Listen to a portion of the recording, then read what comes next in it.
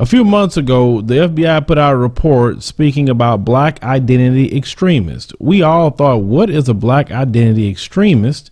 And in the report, as many of us read, we were just shaking our head of what can be identified as a black identity extremist. And many people spoke about that who make videos on social media. Have even had people in the Congressional Black Caucus question Jeff Sessions about this and question the FBI about it. And they didn't give a definitive answer, a lot of BSing and sidestepping when it came to what is a black identity extremist. But this is something that is moving forward within the Trump administration's FBI. Now, you have a brother by the name of Rakem Balogun. Now, he is part of the Huey Newton Gun Club out of Dallas, Texas. He was arrested under the guise of a black identity extremist. Now, this brother did not threaten no police officers or anyone. He didn't cause harm to any police officers or anyone else. He was only teaching self-defense in his community. He's only teaching black people how to use firearms, and he is pro-Second Amendment. Just as much as you have the NRA saying they're pro-Second Amendment and all these white militias running around calling themselves pro-Second Amendment, and no one messes with them. But the moment Micah Johnson had chose to go to war with the police department, immediately the FBI tried to tie Micah Johnson to all these different groups that he had no part in. At first tried to say, oh, he was affiliated with the new Black Panther Party right here in Houston under the leadership of Cornel X. Cornel X said, hey, wait a minute. Yeah, he was here for about 6 months. We kicked him out because his rhetoric was just a little too much for what we have going on. Because, you know, Cornel know that how them folks are even watching him constantly, right? Then they tried to tie him to Black Lives Matter. They tried to tie him to the Huey P. Newton Gun Club and all these different people they trying to tie Michael Johnson to. Because they did. Michael Johnson himself said, I have no affiliation with no group. I have no affiliation with Black Lives Matter. I'm on my own. But that's not how they feel about that. Any black person or group of people who get together and in the manner that they're doing it, they're going to come after them. It just point blank. So the FBI stalked Rakem for over 20, I think you say 26 months or 23 months, between 23 and 26 months. They stalked this brother. Everywhere that he would go, they shadowed him. He knew he was being followed. In 2016, 2017, just stalking this brother, not letting him live. Now we're going to talk about how they ran up on him and arrested him, because it's total BS even how they did it, because all that time they didn't have nothing on him. They were following him all that time.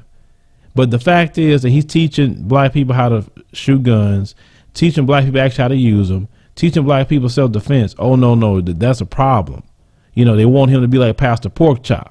That's fine. But this brother can't be this way. So he was arrested by the FBI 2 weeks prior to the close of the new year. So the article, and we'll post that article in the description box. You guys can look at the same thing I'm going to be referring to here. So he was talking about how the alt-right has been committing a lot of terrorist acts. We have seen this over and over and over. And when they talk about the Amtrak train in Nebraska, the two parents that were murdered in Virginia, and I covered that story on that via Show Media channel. The parents didn't want their daughter dating someone who is a part of the alt-right, and he killed her parents. Messed up story. It's a plot by a former police officer in D.C. to help the Islamic State unite with the U.S.-based neo-Nazis and a deadly shootout in Denver. Okay, so they said at the same time, African-American activist Rakem Balogun, who spent several years organizing mutual aid programs as well as teaching community members about his Second Amendment rights since December 11th, has been behind federal bars. Balogun's arrest came after police raided his home on a search warrant for a firearm. Further still, Balogun has, according to his supporters, been listed by the FBI as a black identity extremist and continues to be held without bail on the charge of unlawful possession of a firearm, according to his supporters. So this brother was not only teaching self-defense, he was just involved with the community, planting things like trees and all kinds of things that he's doing, just great for the community. You're trying to teach your community to protect themselves from threats, foreign and domestic, then you are a problem. See, the thing is, they don't want black people to be self-sufficient.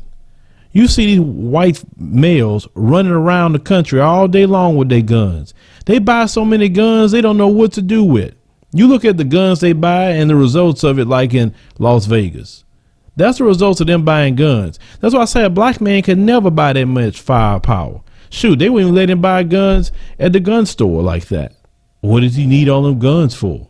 But they don't question them when they are known to be the mass shooters, when they are known to be the terrorists of America. They have proven this, but they want to harass black men. Now, I can understand if he was doing mass shootings. I would get that. But this man haven't done a thing.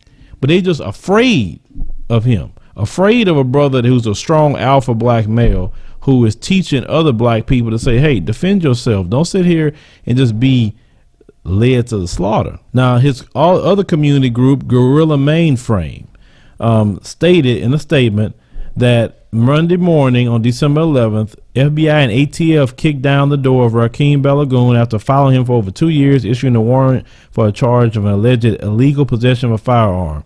Rakem Balogun is a leading member of the pro-Second Amendment group named Guerrilla Mainframe and Geronimo Tactical, based in Dallas, Texas. The organization advocates publicly for the right of black people to legally carry weapons as part of Second Amendment rights.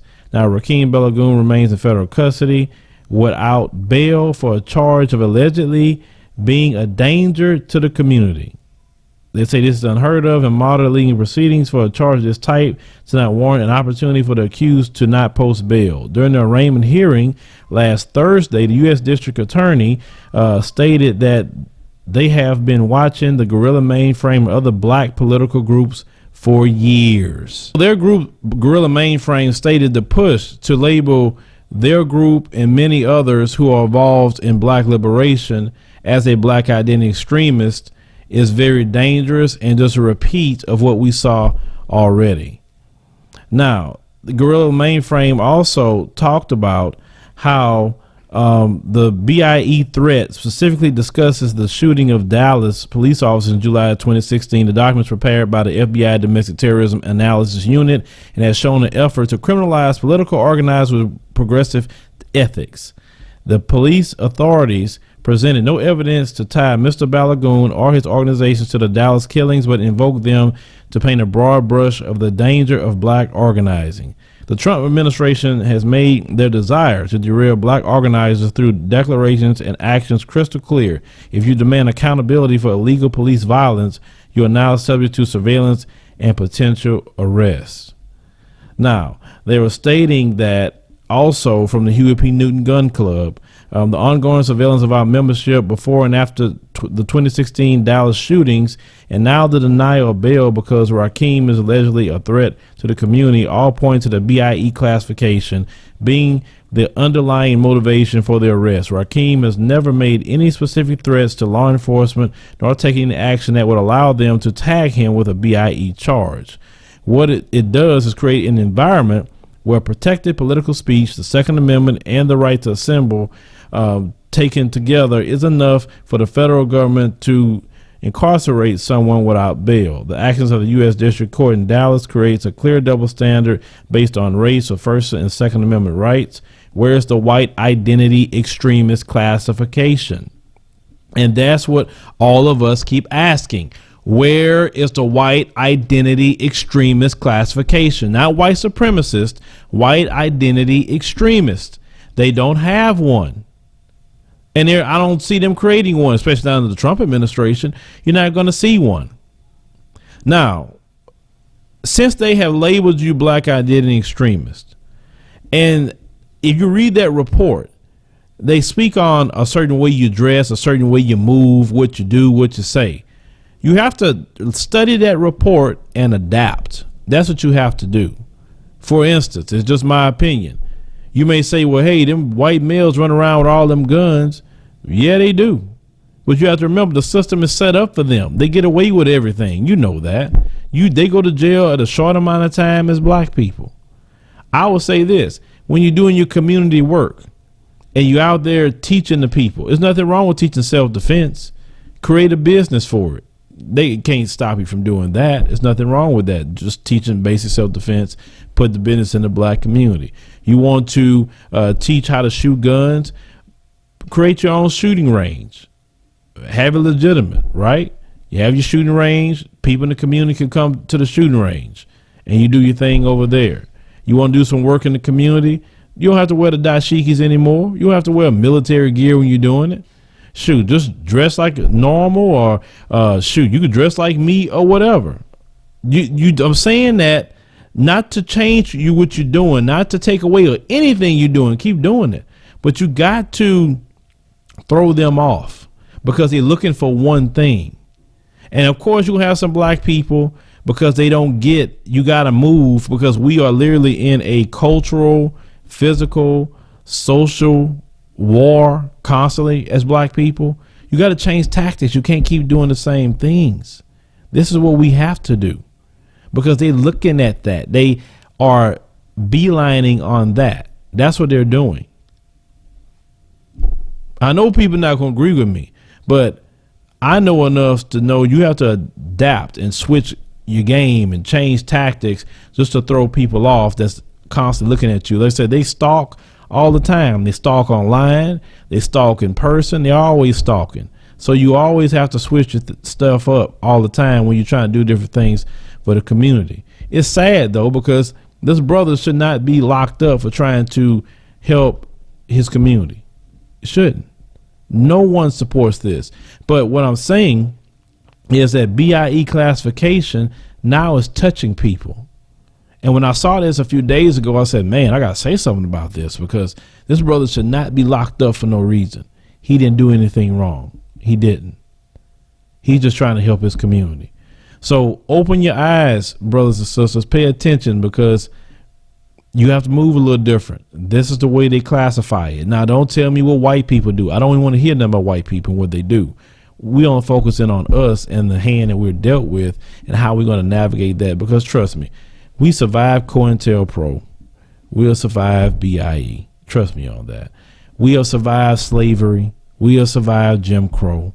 We have survived the blunt of the Klan, and we still here. Understand, we are a very, very resilient people. Even though it gets annoying, even though it gets heartbreaking that you just never get a break, we were made to be extremely resilient. We are, I don't care what nobody say, the people of God. We are. That's the only reason we have survived, because if we wasn't, we should have been extinct long time ago, the way they killed us and maimed us. So what they're trying to do is stop brothers and sisters in the community that's teaching Second Amendment rights and teaching you how to use guns and defend yourself. Nothing wrong with what those brothers and sisters are doing. Just, I would change the approach of it. That's all. And once you change the approach of it, then you can say, you know what? Now you're targeting me because things are done this way and you don't have no case. They also looking at certain posts he was making online, and I'm telling y'all, stop talking on Facebook. Facebook is in bed with the government. Stop. Y'all keep on with, I'm gonna organize on Facebook. No, that's one of the worst sites to do that at. Matter of fact, create your own websites and do it there if you can. Don't do it on Facebook or Twitter or any of these places. Don't tell none of your plans online. Don't do that if you're trying to help your community, because they watching everything you say. Let's say if they're stalking me, okay, and if they're willing to pay to get into a live stream, okay, and I'm not even discussing what they discuss. I'm not teaching self-defense. I'm not teaching to shoot guns or how to use them. I'm not teaching any of that to the black community. So if they're willing to do that with me, paid to get in my live stream, well, you can imagine what they're willing to do to stalk people in our community who's doing what Rakem is doing. But You know, the BIE classification is real, so we definitely need to keep our eyes and ears open. But leave me a comment, let me know what you think about this. Share the video, like the commentary, subscribe, and make sure you click the notification bell to find out we post new news stories or live streams.